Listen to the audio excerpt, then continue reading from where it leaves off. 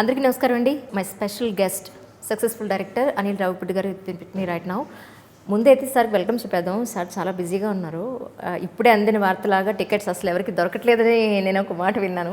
Sir welcome to my show sir Anil Ravipudi sir. Sorry నేను ఫోన్లో ఉన్నానని మీరు అప్పుడే స్టార్ట్ చేసేసారు. Okay, ready. Hello, congratulations. Actually booking కోసం ట్రై చేస్తుంటే we not getting the tickets actually. Thank you. Really so మేము చాలా వినటానికి చాలా హ్యాపీగా ఉంది. సో సినిమా అందరూ ఈ 2 ఏళ్ళ పాండమిక్ తర్వాత అందరూ నవ్వుకోవడానికి రెడీగా ఉన్నారనేది ఈ బుకింగ్స్తోనే అర్థమవుతుంది. జస్ట్ ఇంకా మీరు ఎంత అనుకొని వచ్చారో అంత బాగా నవ్వుకొని వెళ్తారు. సూపర్. యాక్చువల్లీ నాకు ఈరోజు ఒక కొత్త విషయం అర్థమైంది మీ గురించి. ఏంటంటే ఇంటర్వ్యూ చేయడానికి మాకు ఎంత వెయిటింగ్ ఓపిక ఉంటుందో ఇవ్వడానికి కూడా మీకు ఎంత ఓపిక ఉందండి బాబు. నిజంగా such a great person. Energy అసలు తగ్గదా మీకు? అవునా? నేను అనుకున్నా ఈరోజు క్యాన్సిల్ ఇంటర్వ్యూ, ఇంకో రోజు పెట్టుకుందాము, మీది ఎనర్జీ అయిపోయింది అనుకున్నాను. అలాంటిది మళ్ళీ రీబౌండ్స్ అయ్యారు మీరు యాక్చువల్లీ. అంటే ఎనర్జీ లేదండి, మన సినిమా గురించి మనం చెప్పడం అనేది నాకు అసలు అది నిద్రలో ఎప్పటికినా కూడా I'm ready to talk about my film. So అది నా ప్రొఫెషన్ కాబట్టి దాంట్లో అసలు నేను ఇంకా డల్ మూమెంట్ అనేది ఉండదు నాకు. So I'm always like that. Sir మిమ్మల్ని ఎక్కువ బుర్రతినను, చాలా సింపుల్ అండ్ క్రిస్పీగానే వచ్చాను. మీ ఫస్ట్ పర్సనల్ ఎంట్రీ నేను తీసుకోవాలనుకున్నప్పుడు టీఎన్ఆర్ అన్నాడు, F2ది నాకు వదిలేసాయి, F3ది నువ్వు తీసుకో, లేదంటే నెక్స్ట్ సినిమా నువ్వు తీసుకో, అప్పుడు నేను ఉంటానో ఉండనో అన్నాడు సార్. అన్ఫార్చునేట్లీ తను లాస్ట్ టైం పాండమిక్ టైంకి. ఈరోజు అదే గుర్తొచ్చింది నాకు మీ ఇంటర్వ్యూ అనగానే. చాలా మంచి వ్యక్తి ఆయన కూడా. సో చాలా నవ్వుతూ పలకరిస్తారు. అండ్ ఇంటర్వ్యూ నేను ఇదే డ్రీమ్లో చేసినట్టున్నాను ఆయనతో, సార్ టీఎన్ఆర్ గారితో. అదే ఈ పాండమిక్ మాకు కావాల్సిన మనుషుల్ని మన మధ్యలో ఉన్న చాలామందిని మనకి. ఈ క్వశ్చన్తో మొదలు పెడతాను సార్. మీరు రైటర్గా, డైరెక్టర్గా చాలా మంచి ఫ్యూచర్ ఉంది నీకు అని మీరు ఫిల్మ్ ఇండస్ట్రీలో రావడానికి ముందే ఒక్కరు మిమ్మల్ని గుర్తించారట. ఎవరు మీకు అన్న గుర్తున్నారా? నాకు మంచి ఫ్యూచర్ ఉందని గమనించిన వ్యక్తి నేను మర్చిపోలేను, ఇద్దరని చెప్పొచ్చేమో. బలభద్రపాత్రుని రమణి గారు, సో ఆవిడ, మా బాబాయ్ అరుణ్ ప్రసాద్ గారు. సో ఆయన ఫస్ట్ కలం పట్టించారు, ఆవిడ దాన్ని కంటిన్యూ చేశారు. సో నేను అసిస్టెంట్ డైరెక్టర్గా పనిచేస్తున్నప్పుడు బాస్కి, so Ramani garu, and she very close to me. ఆ తర్వాత అంటే ఒక కొడుకులాగా చూసుకుంటారు నన్ను. సో అంత అటాచ్మెంట్ ఉంటుంది ఆవిడ నాకు. సో ఇప్పటికి కూడా ఫోన్లు చేస్తుంటారు, కథలు చెప్తూ ఉంటారు. ఇప్పటికీ చాలా ట్రెండీగా ఆలోచిస్తారు ఆవిడ, నిజంగా చెప్పాలండి చాలా ట్రెండీగా ఆలోచిస్తారు. సో మంచి రైటర్. సో అప్పుడు అనుకోకుండా ఏదో ఒక సీన్ రాశాను నేను, ఆదిత్య గారి డైరెక్టర్ విఎన్ ఆదిత్య గారు ఒక సీన్ రాసా. ఎందుకంటే ఏదో నేనైతే రాస్తాను అనే అనుకొని రాశాను సీన్. రాసి రమణి గారికి చెప్పాను. చెప్తే ఆవిడ అసలు మామూలుగా అది పడి నవ్వేసి, అలీగారి ట్రాక్ అదేదో సాగర్, నాగార్జున సాగర్, నేమా కాదు డ్యామ్, సంథింగ్ ఏదో రాసే, విచిత్రంగా రాసే టైమింగ్. సో అది ఆవిడకి నచ్చి ఆదిత్య గారికి రిఫర్ చేసింది. చేస్తే అన్అఫిషియల్గా ఆ సినిమాలో నేను రాసిన ఒక 5-6 డైలాగులు ఉంటాయి. అవి చూసుకొని స్క్రీన్ మీద చూసుకొని ఆనందపడ్డాను. సో ఆ రకంగా ఆవిడ ఒక పుష్ ఇచ్చారు. అదే సినిమాకి కెమెరామెన్గా పనిచేసిన శివ గారు నెక్స్ట్ ఫిల్మ్ ఆయన డైరెక్టర్ అయ్యారు, శౌర్యం అని గోపిచంద్ గారితో చేశారు. అక్కడ నుంచి కంప్లీట్ రైటర్గా టర్న్ అయ్యారు. సో ఒక రకంగా ఒక బీజం పడింది, ఆవిడనే చెప్పారు. యూఎస్లో ఉన్నారు ప్రస్తుతానికి రమణి గారు. ఆవిడ పొద్దున్నే డిస్టర్బ్ చేశా 3:30కి. ఆవిడకి 3:30కి, నాకు మిట్ట మధ్యాహ్నం చేసి, ఇవాళ మీ శశి దగ్గరికి వెళ్తున్నానండి, మీ నుంచి ఏమన్నా క్వశ్చన్స్ అడగమంటే అడుగుతానంటే, ఆవిడకి 2 కళలట. ఒక కళేమో మీరు రైటర్గా, డైరెక్టర్గా చూడడం, అది మీరు నిరూపించేశారని చెప్పారు. ఇంకోటి యాక్టర్గా ఎప్పుడు చూస్తానని అడగమన్నారు. యాక్టర్గా అనేది అది ఇట్స్ లైక్, అది మనం ఏది ప్లాన్ చేసుకుంటూ అవుదండి. సో డైరెక్షన్ అనేది ఇట్స్ మై ప్లాన్. సో నేను ఇది అవ్వాలనుకున్నాను, అది అయ్యాను, ఇలాగే ఉంటున్నాను. ఆర్టిస్ట్ అంటే నాకు అంటే ఇప్పుడెప్పుడే చేయాలని లేదు. So I don't want to become a hero. నేను ఏదో హీరో అయిపోవాలి నాకు ఎప్పుడూ లేదు. సో అసలు అది నాకు it's not my cup of tea at all. అదొక పెద్ద రెస్పాన్సిబిలిటీ, సో చాలా పెద్ద రెస్పాన్సిబిలిటీ. అండ్ ఆర్టిస్ట్ అనేది okay, let's see after 10 years 15 years by time being ఏదైనా మంచి క్యారెక్టర్స్ ఉంటాయి, ఐ విల్ ఎక్స్ప్లోర్ దట్. జనరల్గా కామెడీ మూవీస్లో మీకంటూ ఒక స్పెషల్ జోనర్ క్రియేట్ చేసుకున్నారు ఫిల్మ్ ఇండస్ట్రీలో. అయితే కామెడీ అనేది ఎంత సెన్సిటివ్గా ఉంటుందంటే, ఒక సన్నటి లైన్, వల్గారిటీకి డిగ్నిఫైడ్ ఒక సన్నటి లైన్ మాత్రమే ఉంటుంది. దాన్ని ఎలా మెయింటైన్ చేశారు అనేది ఇందులో. సో నాకు ఇప్పుడు ఏంటంటే, చిన్నప్పటి నుంచి కూడా, సో వెన్ ఎవర్ సినిమాకి వెళ్ళినప్పుడు ఒక ఫ్యామిలీతో సినిమా ఎలా ఉండాలి, ఒక్కరిని చూస్తే సినిమా ఎలా ఉండాలని ఒక చిన్న ఎడ్జ్ నాకు ఎప్పుడు మైండ్లో కొడతా ఉంటుంది. సో నేను ఒక ఫ్యామిలీతో సినిమా చూసేటప్పుడు కొద్దిగా అశ్లీలత ఉంటే నేను కొద్దిగా డిస్కంఫర్ట్ ఫీల్ అవుతూ ఉంటాను. నాకే అనిపిస్తుంది, అరే అమ్మ నాన్న ఉన్నారు, అక్క ఉన్నారు, ఇట్లా. సో అది నేను తీసే సినిమాలో ఉన్నప్పుడు నేను ఆ కేర్ తెలియకుండానే నేను తీసుకుంటాను.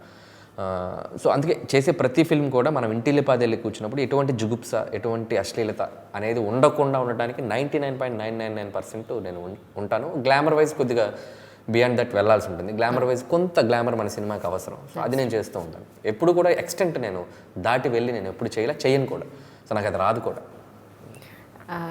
రమణి గారు, మీరు స్టార్టింగ్లో అన్నారట ఏంటంటే సినిమా అమ్మలాంటిది, రేపు మీ అమ్మగారు నేను అందరం కలిసి కూర్చుని చూసినా కూడా ఇబ్బంది పడకూడదురా సినిమా అని అన్నారట. అలాంటి సినిమాలు తీస్తాడని నాకు పూర్తి నమ్మకం ఉందని చెప్పమన్నారు మీకు అన్నమాట. చాలా thanks and I'm so blessed. ఎందుకంటే ఆవిడ నా ప్రతి సక్సెస్ని నాకంటే బాగా ఎంజాయ్ చేస్తారు ఆవిడ. సో ఆవిడ సెలబ్రేట్ చేసుకుంటారు. సో మా అనిలు అనే ఒక ఫీలింగ్ ఉంటుంది, అటాచ్మెంట్ ఉన్నప్పుడు. ఇప్పుడు మనం బాగా ఇష్టపడే వ్యక్తి పైకి ఎదుగుతున్నప్పుడు మనకి ఇంకా ఆనందం రెట్టింపు అవుతుంది. So she always feels happy about me. నిజం. సో యాక్టింగ్ గురించి అయితే మీకు ప్రస్తుతానికి ప్లాన్ లేదు, అస్సలు లేదు. So very focused on my direction, అదే వెళ్తాను. సో నాకు తెలిసి కనుచూపు మేరలో లేదు. After that I don't know. Me first car మీకు కష్టార్జితుంటుంది, మీరు కొనుక్కున్న ఫస్ట్ కార్ ఏంటి అని అంటే ఏం చెప్తారు సార్? i10 కారు 2009 అనుకుంటా. So first car i10. ఇప్పుడు ప్రస్తుతానికి ప్రజెంట్ BMW ఉంది. సో ఇది ఒక 3 years నుంచి యూజ్ చేస్తున్నాను. చూడాలి ఆఫ్టర్ F3 ఏదైనా ఇంకో కారు మారుద్దాం అనుకుంటున్నాను. So present BMW. F2లో మీరు ఒక ఫ్యామిలీ, ఒక వైఫ్ అండ్ హస్బెండ్ రిలేషన్, వాళ్ళ మధ్య ఉండే గొడవలు, వలకలు ఇవన్నీ చాలా ప్రతి ఫ్యామిలీకి చాలా దగ్గరగా ఉండేట్టు తీశారు. ఇందులో మీరు ట్రైలర్లో చూసిన పాయింట్ ఏంటంటే డబ్బు అనేది మనిషి జీవితంలో ఎలా రోల్ ప్లే చేస్తుందని చూపించారని అనుకుంటున్నాను నేను. సో మీ లైఫ్లో డబ్బు గురించి అని అంటే ఏం చెప్తారు? డబ్బు అనేది మనిషి బతకడానికి అవసరం అండి. బట్ అవసరానికి మించి డబ్బు అనేది, so that's all excess of money అనేది ఇట్స్ ఎవరికి ఉపయోగం ఉండదు. అది మనకు ఉపయోగపడాలి, మన పక్కన వాళ్ళకి ఉపయోగపడాలి, మన అనుకున్న వాళ్ళకి ఉపయోగపడాలి. అలా ఉపయోగపడుతూ ఉంటేనే ఆ డబ్బు వాల్యూ పెరుగుతుంది. నా ఒక్కడి బీరువాలో డబ్బు మూలుగుతుంటే it's no use of money. That money ఎటువంటి ఉపయోగం లేని డబ్బు ఉండటం వేస్ట్. ఉపయోగపడుతున్న డబ్బు ఒక మంచికో, ఒక హాస్పిటల్కో, లేకపోతే ఇంకొకరికో ఉపయోగపడే డబ్బు విలువైంది. ఉపయోగపడిన డబ్బు ఏ విలువ లేనిది నా దృష్టిలో. That's nice really. సో ఇన్నేళ్ల ఫిల్మ్ ఇండస్ట్రీ జర్నీలో ఇది ఇలా ఉండాల్సిందే, ఇలా ఉండుంటే ఈ పాటికి ఇంకా 10 స్టెప్లు ఎక్కువ ఉండేవాడిని అనిపించిన పాయింట్ అని అనుకున్నారా మీరు? లేదండి, నేను ఎప్పుడు కూడా ఒక దాంతో నేను సాటిస్ఫై కాను. మీరు అన్నట్టు ఫస్ట్ సినిమా నుంచి ఇది నా 6th ఫిలిం. ఎంతో కొంత నేర్చుకుంటూ వచ్చాను, ఎంతో కొంత ఒక్కొక్క మెట్టు ఎక్కుతూ వస్తున్నాను. ఒకేసారి 10 మెట్లు ఎక్కలేకపోవచ్చు నేను, బట్ ఒక మెట్టు అయితే ఎక్కుతున్నాను. So that gives immense happiness to me. So I'm so happy what I'm doing, I'm so happy what I'm getting. So no confusion. So నేను ఎక్కే మెట్టు నాకు చాలా ఆనందంగా ఉంది. ఇంకా ట్రై చేస్తాను, ఇంకా ఎక్కువ మందికి నచ్చడానికి ట్రై చేస్తాను. సో జర్నీ అలా వెళ్తూ ఉండాలని కోరుకుంటున్నాను. ఇప్పుడు ఒక ప్రశ్న అడుగుతాను, మీకు ఇష్టం లేకపోతే ఎడిట్ చేసేస్తా. మీకు మ్యామ్కి కనుక కొట్లాట వస్తాయి, ఏదైనా అభిప్రాయ భేదాలు వస్తాయి, మీ ఫ్రస్ట్రేషన్ ఎలా తీర్చుకుంటారు? ఫ్రస్ట్రేషన్ సింపుల్, ఎలా తీర్చుకోవాలి అనే దాంట్లోంచి పుట్టిందే వెంకీ ఆసనం. ఒక మనిషి అనేవాడు ఎందుకంటే ఫ్రస్ట్రేషన్ తీర్చుకుంటే అది ఇంకో ఫ్రస్ట్రేషన్కి దారి తీస్తుంది. ఇప్పుడు గొడవ అయింది, చూపిస్తే ఇంకొద్దిగా పెద్ద గొడవ అవుద్ది, చూపించకపోయినా గొడవ అవుద్ది, రియాక్ట్ అయితే గొడవ అవుద్ది, అవ్వకపోయినా గొడవ అవుద్ది. It's like wife and husband అంటే చెప్పినట్టు వాళ్ళిద్దరూ ఒక 2 గ్రహాల నుంచి వచ్చారు, men are from Mars, women are from Venus అన్నట్టు. సో ఇవి రెండు ఎప్పుడు మ్యాచ్ కావు.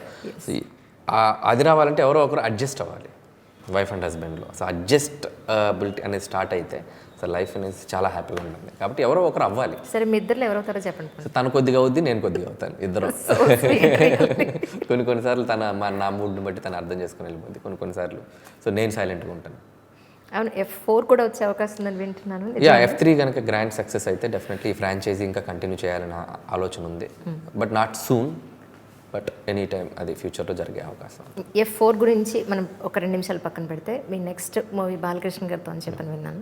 సో అది ఏ జోనర్లో ఉండే అవకాశం ఉంది? సో అది కంప్లీట్గా నేను ఆయన కలిసి ఒక మార్క్లోకి వస్తున్నాం. అంటే ఆయన స్ట్రెంగ్త్ ఉంటూనే సో నా కైండ్ ఆఫ్ స్టైల్ టచ్ పెట్టుకొని సో ఒకటి చేద్దామని ఉంది. బట్ ఖచ్చితంగా it's going to be something different what I did. ఇప్పటి వరకు నేను చేసిన సినిమాలన్నిటికీ ఇది ఇంకొక రూపంలో ఉండబోతుంది. సో నాకు చాలా ఎగ్జైటింగ్గా ఉంది, ఎందుకంటే నాకు సినిమాకి ఒక ఛాలెంజ్ ఉంటేనే నేను ఆ సినిమా చేయగలుగుతాను. చేసిన సినిమా చేయాలంటే నాకు ఆ ఊపు రాదు. సో ఏదో ఒకటి సంథింగ్ ఈ సినిమా దొరికిందిరా, సో దీంట్లో నేను చేయొచ్చు అని ఒక ఎనర్జీ వస్తుంది చూసారా. సో అది నాకు దొరికితేనే ఆ కథకి అటెంప్ట్ చేస్తే అది బాలకృష్ణ గారు దానికి దొరికింది. And I'm definitely going to explore that. ఎప్పటి నుంచి స్టార్ట్ అయ్యే అవకాశం ఉంది? మోస్ట్లీ సెప్టెంబర్ ఆర్ అక్టోబర్ అండి. Is it okay right. సరే ఇప్పుడు ఒక ప్రశ్న అడుగుతాను. ఇంతమంది టీంలో, ఇంత పెద్ద టీంలో నాకు ఇంత క్యారెక్టర్ ఇవ్వలేదా మీరు? నేను అసలు గుర్తురాలేదు మీకే? ఎన్ని మెసేజ్లు పెట్టాను సో మీకు? మీకు ఆల్రెడీ చెప్పాను, మీరు చేస్తే ఆ పాత్ర గురించి మీరు చెప్పుకోవాలి, మీ గురించి 10 మంది చెప్పుకోవాలి. అలాంటి పాత్ర చేయాలి. అది ఎప్పుడైనా ఫ్యూచర్లో నిండిపోయింది సార్. ఇంకా మిమ్మల్ని ఏమంటారు? ఇంకా చాలా సినిమాలు చేస్తాం ముందు డెఫినెట్లీ. మంచి రోల్ ఏదైనా ఉంటే definitely you can do. Sir ఈ సందర్భంగా ఆడియన్స్ అందరికీ ఏం చెప్పదలుచుకున్నారంటే ఏం చెప్తారు? సో F3 అనేది అంటే ఈ పాండమిక్ తర్వాత మనం చాలా అప్స్ చూసాం, డౌన్స్ చూసాం. ఇష్టమైన వాళ్ళు కొద్దిమంది మనకు వదిలేసి వెళ్ళిపోయి ఉండొచ్చు. ఫైనాన్షియల్గా చాలామంది స్ట్రగుల్ అయి ఉండొచ్చు. ఎంతో తెలియని ఒక వెలితి, లైఫ్ స్టైల్లో ఒక తెలియని ఒక వెలితి వచ్చింది. 2 years అందరం ఫేస్ చేసాం, పెద్ద చిన్న అని లేకుండా. డబ్బున్నవాడు ఫేస్ చేశాడు, డబ్బు లేనివాడు ఫేస్ చేశాడు. సో ఒక హ్యాపీగా వచ్చి సినిమా థియేటర్కి వచ్చి ఎంతో కొంత దాన్ని మర్చిపోవడానికి ట్రై చేయగలగడానికి ఒక సాధనంగా అయితే ఈ సినిమా ఉపయోగపడుద్దని నేను నమ్ముతున్నాను.